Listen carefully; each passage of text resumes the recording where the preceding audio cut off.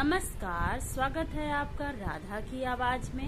एक बार की बात है कि पिता और पुत्र जल मार्ग से यात्रा कर रहे थे। वह दोनों एक जगह पहुंचे जहां दो टापू आसपास थी। पिता ने पुत्र से कहा, अब लगता है हम दोनों का समय नजदीक आ गया है। दूर दूर तक कोई सहारा नहीं दिख रहा है।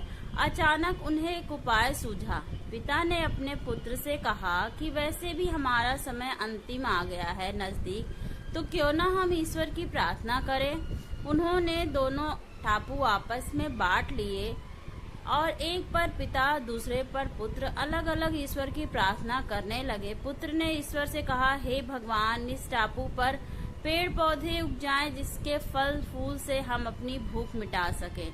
प्रार्थना सुनी गई। तत्काल पेड़ पौधे उग आए और उसमें फल भी आ गए। उसने कहा, हे यह तो चमत्कार हो गया। फिर उसने प्रार्थना की, हे भगवान, एक सुंदर स्त्री भी आ जाए जिससे हम अपने घर और परिवार बसा सके। तत्काल एक सुंदरी भी प्रकट हो गई। अब उसने सोचा कि मेरी हर प्रार्थना तो सुनी जा रही है, क्यों ना हम ईश्वर से यह भी मांग ले कि यहाँ से बाहर निकलने का रास्ता भी मिल जाए और यहाँ एक नाव आ जाए।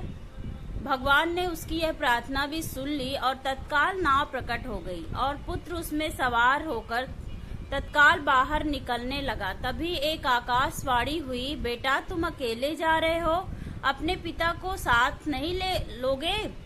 पुत्र ने कहा, उनको छोड़ो, वो इसी लायक है। प्रार्थना तो उन्होंने भी की थी, लेकिन आपने तो उनकी नहीं सुनी। शायद उनका मन पवित्र नहीं था, तो इसका फल उन्हें भोगने दो। आकाशवाणी कहती है, बेटा तुम्हें पता है कि तुम्हारे पिता ने क्या प्रार्थना की थी? पुत्र बोला, नहीं।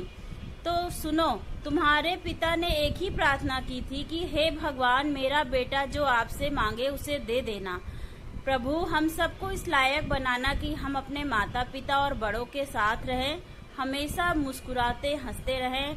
Respect your parents. स्टोरी पसंद आई हो तो please like and subscribe, comment जरूर करें। Thanks for watching.